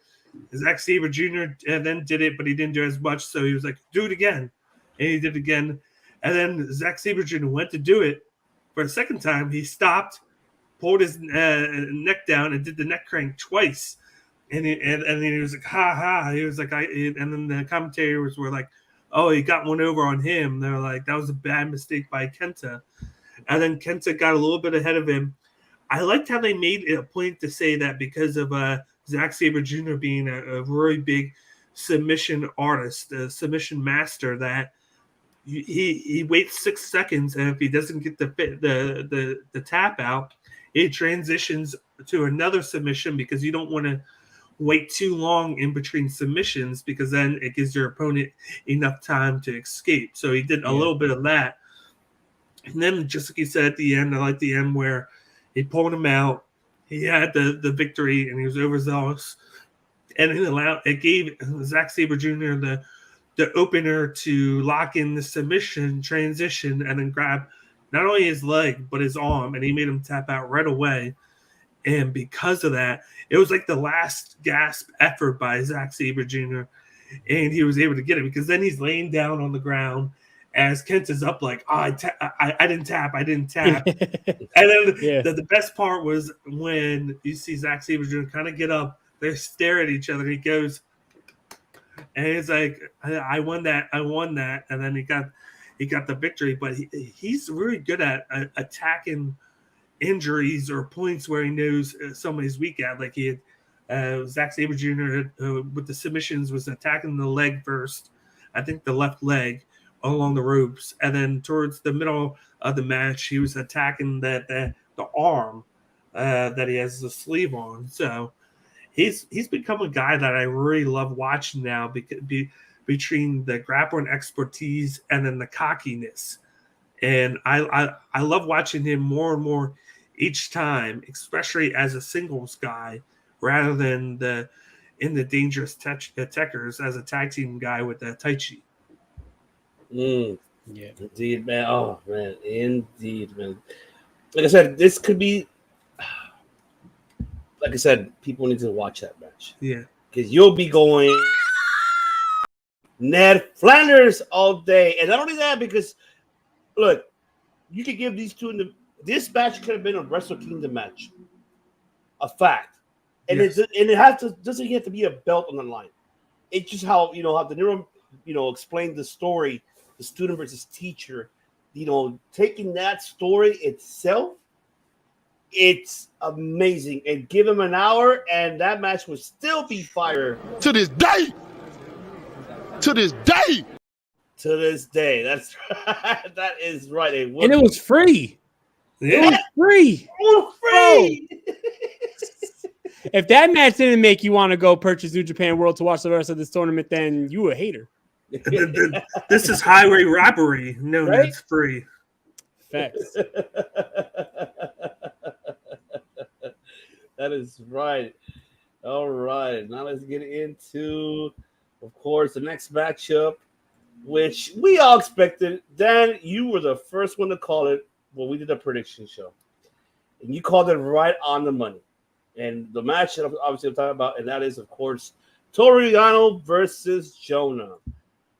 And, of course, Toru Yano with the upset with the 10 count after being in the outside, the 20 count, going outside and delivering a double low blow that Red Shoes didn't even see on bad dude Tito and Jonah, causing Jonah, of course, not to make the 20 count in the ring, but Toru Yano with the upset now with the 2 points. And I can say very briefly on this one, Yano always delivers these type of yeah, you need to go watch it, Kofi. Yeah, I know you love. Yes, we do. You know how to, and then Yano's gold. Yano is gold. He man. And then what I enjoyed was it's very entertaining, and it got everybody at least. I know, just to give everybody the IWC community about not about Toru Yano, but about Jonah's situation here. Remind everyone, it's Japan. It's different. Yano is entertaining. He's entertainment, and of course, we were all expecting to see. I'm pretty sure a lot of the fans were expecting to see a hard-hitting debut for Jonah in a tournament.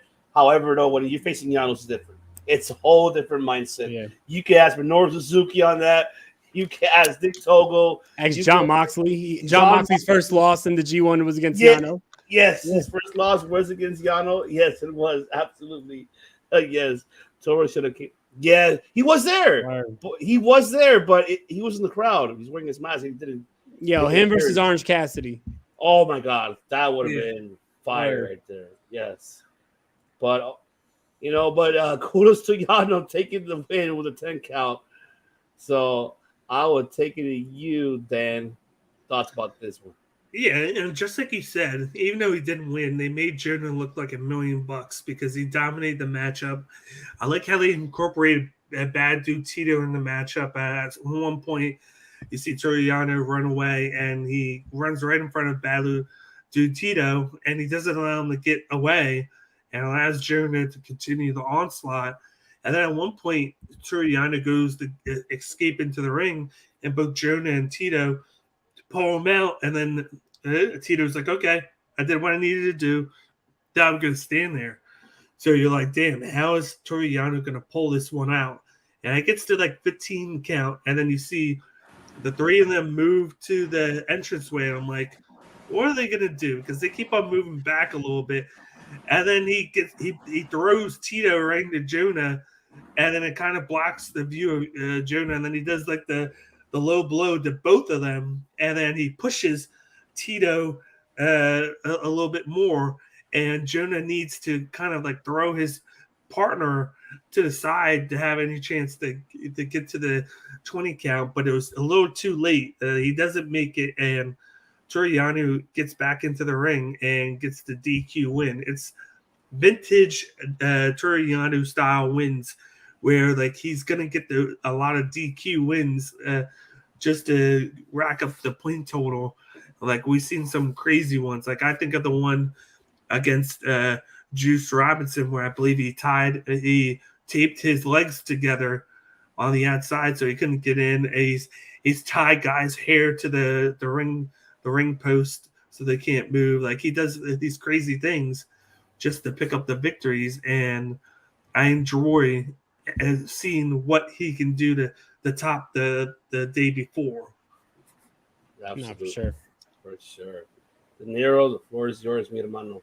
Yeah, I definitely love how they still made Jonah look like a monster in $1 million because he is. And like I said about night one, Jonah has the potential to be a big star in New Japan. So that's why I like that if they were going to have Toru Yano win, that they did it the way they did.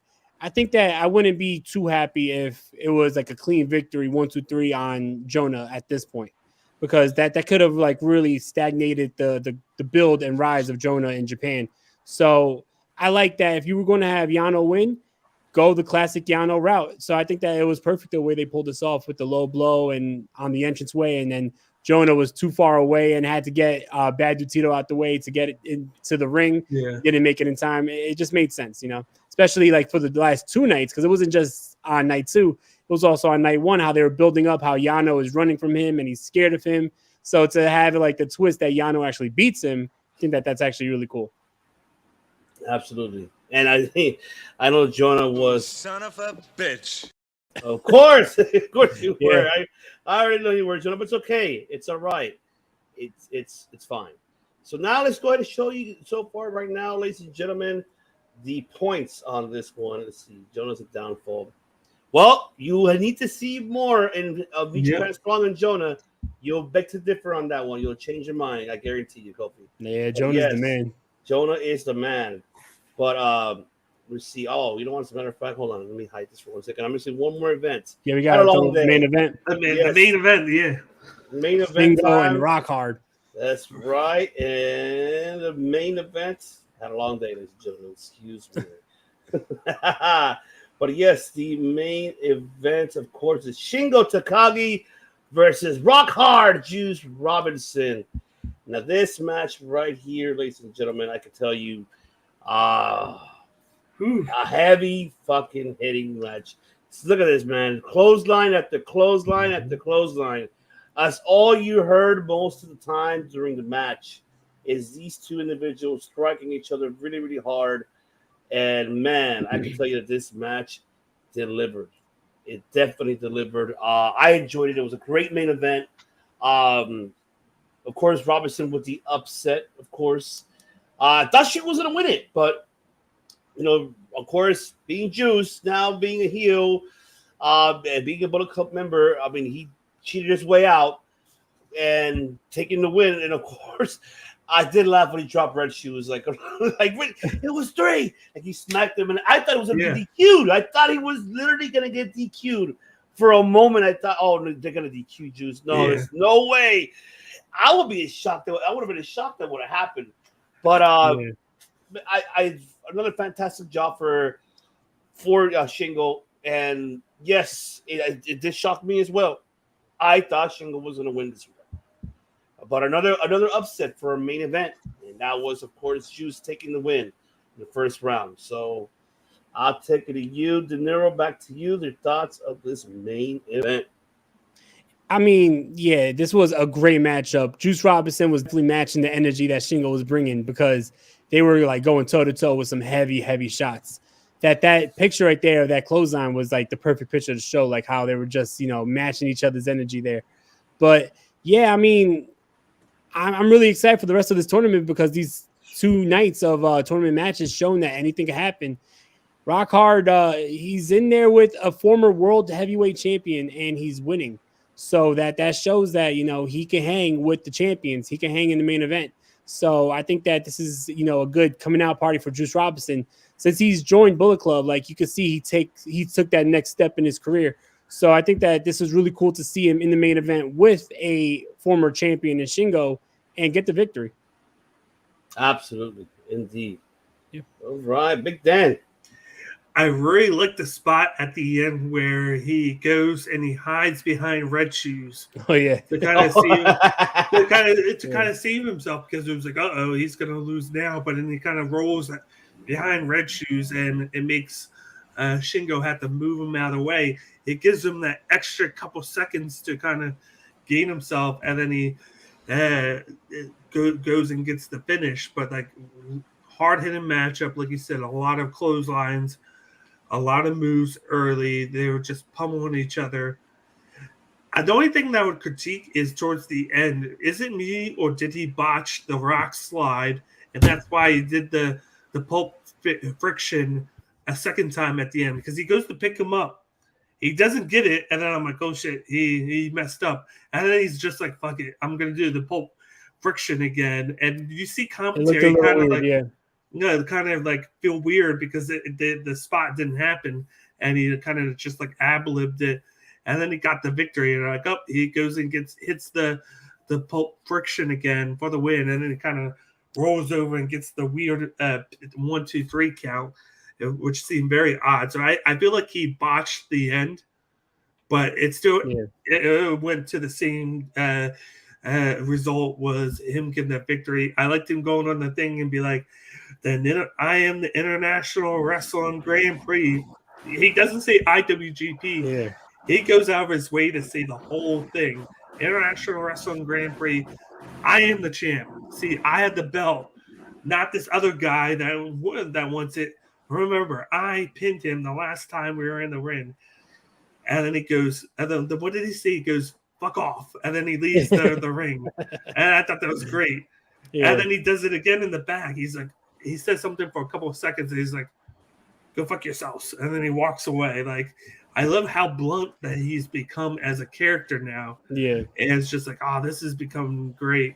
And just like I said earlier, I'm like, this is just to further that Juice Robinson and Will Ospreay rivalry that they're having to culminate at the end. Kind of like the Jay White Tama Tonga. So, but this match banged. I liked it. If it wasn't for the ending, it would probably be up there for me in best matches. But that botched ending cost it for me. Yeah. Oh man, definitely. Shout out to Brian Cook, man. Welcome to the show, my brother. That's right. Yep. Is it me or G1 like Christmas, birthdays, New Year's for wrestling? Yes, it is. Absolutely. Yeah. And for you, Brian, I'll do it for you because you're here, man. Here you go. This is you right now. Yes, that is you. I already know. And what's going on? Shout out to Underground Temple. What's going on, man? It's good. We don't even know what they have. I have not seen it done. Definitely check him out on Instagram. He does a lot of those WWE 2K streams on like YouTube and whatnot. So check out his content that he puts out. It's really good. Most definitely. Have a good night, bro. Have a good night. Thank you so much. Thank you so much for tuning in. Definitely. But yes, now let's get into the points right now, ladies and gentlemen. Let me go ahead and share my screen very briefly. Let me go ahead and take this, remove this out of the way. And there you have it. As we can see on block A, you have 2 points for Okada, 2 points for Toriano, and of course 0 for the rest of them. And then on block B, you have 2 points for Taichi, 2 points for Jay White. Block C, you have 2 points for Zombre Jr., 2 points for Hanary. And in block D, you have 2 points for Will Ospreay and 2 points for Juice Rockhard Robinson. Yep, still very early on. Anything can happen. Anything can happen. That's right, ladies and gentlemen, because the next couple of hours, you will be having, of course, Night 3, which I'll be showing the card right now. It's going to start in an hour. And one thing I want to make point on Night 3, I really like how they're starting with the New Japan Strong tag team matchup. Of course, they're going TMDK against Team Filthy is the first match to open it. It's Jonah and Bad Dude Tito versus Tom Lawler and Royce Isaac. I love that's opening because it gives you the, just like we said, the New Japan Strong feel, and they get that first matchup, so the Japanese crowd can see them go at it right away. That'll be amazing if that does happen. Of course, I would love to see that too. But yeah, that's the match right there. We have the card you mentioned, Dan. Yes, absolutely. And of course, you have United Empire versus, of course, this is really interesting. We're gonna see El Fantasma teaming up with the House of Torture. They take out Show, and they put in El Fantasma into that. So how are they going to do that? Because that's what I was thinking when I saw the matchup, because they're on two sides of the Bullet Club. So when they come out, are they going to come out to House of Torture, all four of them, or is it going to be House of Torture comes out and then you're going to see a different entrance by El Fantasma? If they do it that way, if they have two different entrances, at that point, House of Torture got to leave Bullet Club. Because if you're showing that they're separated and you're the same faction, then what's the point of even being in that faction? Or do they do just a stereotypical Bullet Club entrance? Yeah. That shit. Yeah. They could do that too. They could do that, absolutely. But see, I was wondering why Juice Drums is called Rockhard.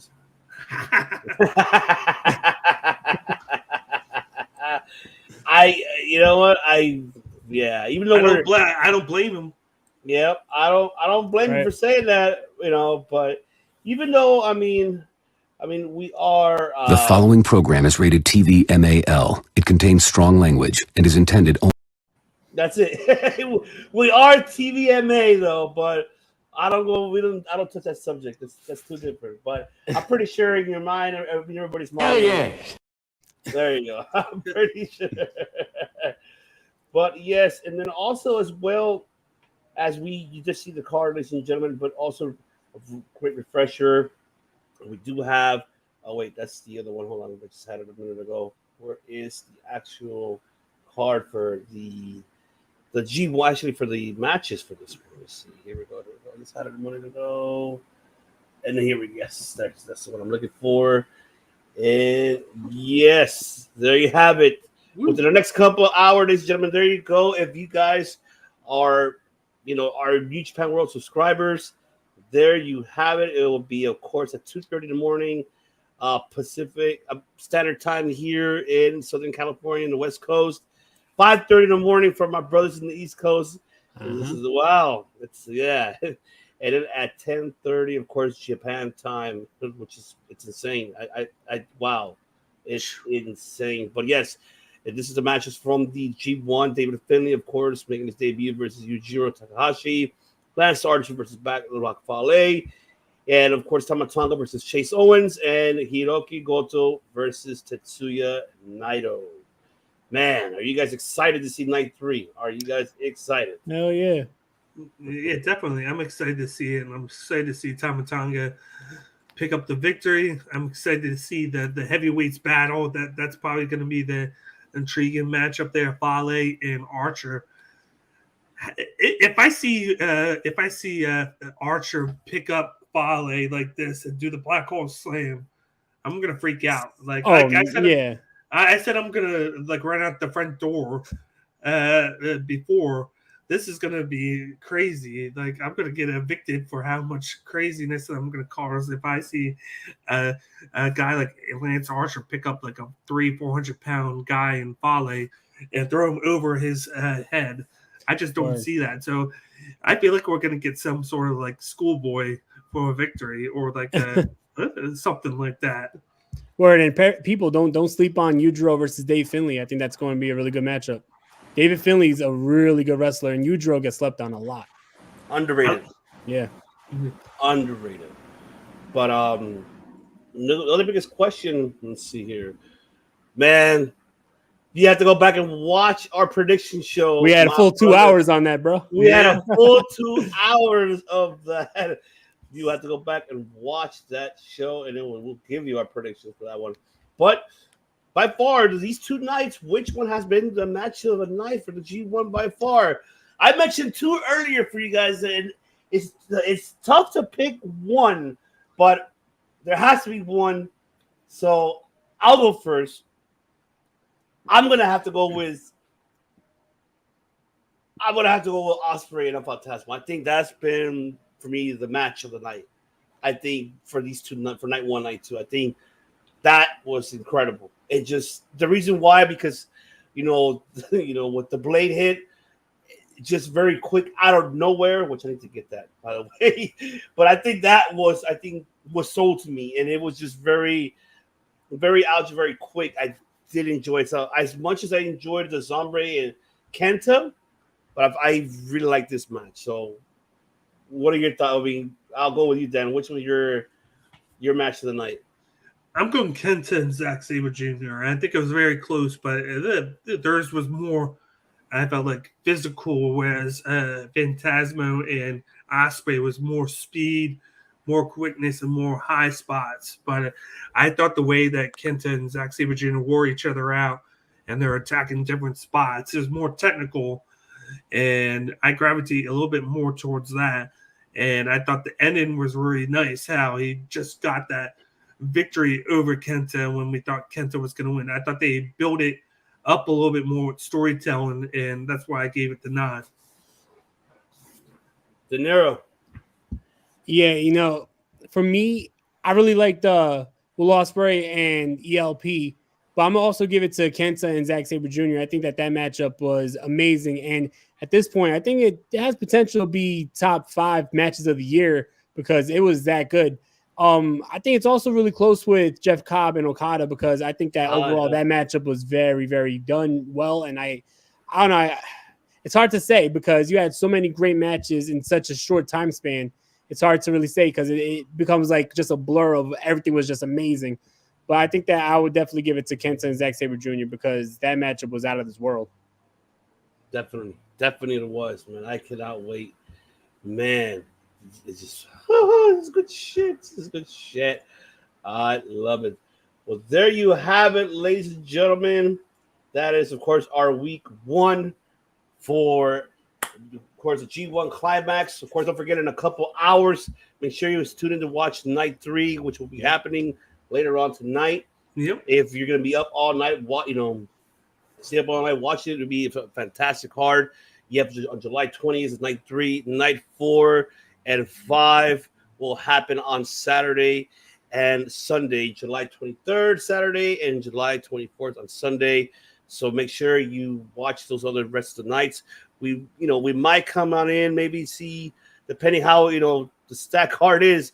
We might come in and do it on a Monday just to give you the recap of those 3, depending how it is. Because if it's overwhelming, we're going to do the best we can to provide you the recap and the updates of course, the points, who's leading on these blocks on their points. So unless we just talk tournament matches instead of the prelims, we could just talk the tournament match because there's going to be a lot of extra matches. Oh yeah, indeed. We could definitely do that. We can talk about the tournament. That is definitely for sure, which we'll be doing.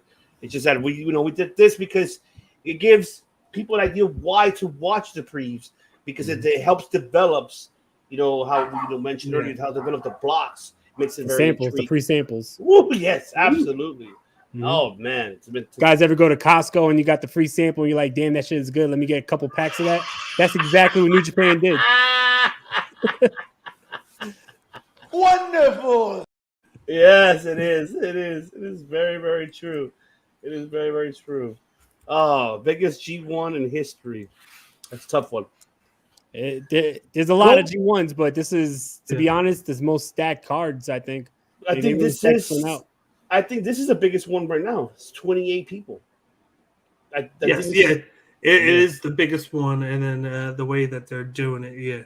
Yeah, this is the format here is different, yeah. So this is the biggest one, 28 people. So And when we come back next week, we're going to be doing. Today we only did 2 days. We got 4 days to cover because it's going to be Wednesday, Saturday, Sunday, and Tuesday. Absolutely. And during that time, Tuesday, when we come in, we'll see if, depending if what time the show starts, we'll see how, if it starts while we're filming during the show or during here live, we'll probably do a little watch along. You never know. We'll probably see what we can do for you guys. But yes, that'll be definitely absolutely dope. So there you have it. Don't forget, ladies and gentlemen, subscribe to all of us here because, man, we just don't. We are, man, just say, man, say it for me, Mike Epps, because we're on top of the world, Craig. Shit, not just the city, the world. That is right, because we are on top of the world, ladies and gentlemen, here with, of course, Wrestling Delorean Podcast, Cage My IQ, and Circle Debate. Ladies and gentlemen, do not forget, subscribe to me, Hermanos. Descriptions right below. Subscribe, follow them all over social media platforms as well. And stay tuned. We'll be back, of course, for another one here for week 2 of the G1 CLIMAX because I'm excited. Dan's excited. De Niro's excited. Woo! This is just good shit. Just good shit. I love it. I love it. I love it. Let's fucking go! Yes. We're leaving, Tony Khan. We're leaving. Okay, so now it's time to go. Autobots, transform and roll out. We're rolling out of here, ladies and gentlemen. But don't forget, of course, that over here at the Wrestling Delorean Podcast, Cage My IQ, Circle Debate, we don't just do podcasting. We make Will over and over. Make over and over history.